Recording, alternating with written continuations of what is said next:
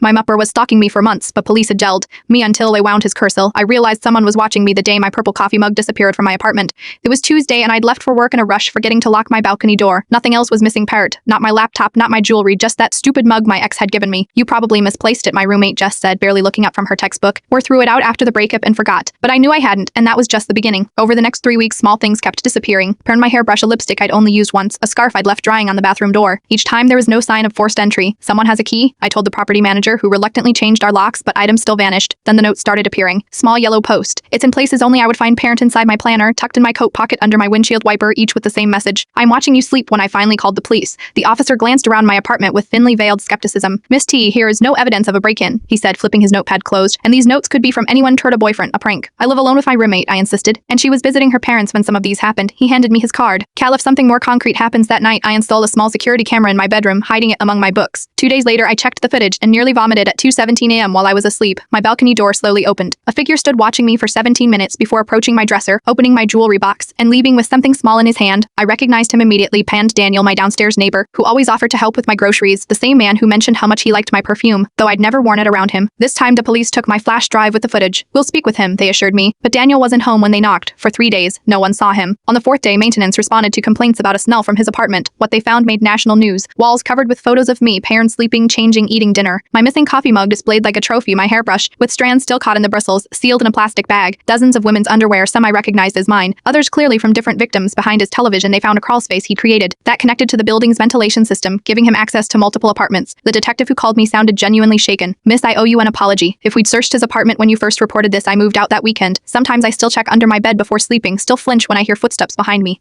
But the worst part, when the police finally believed me, it wasn't because of what happened to me, Parent, it was because of what could have happened to the next woman.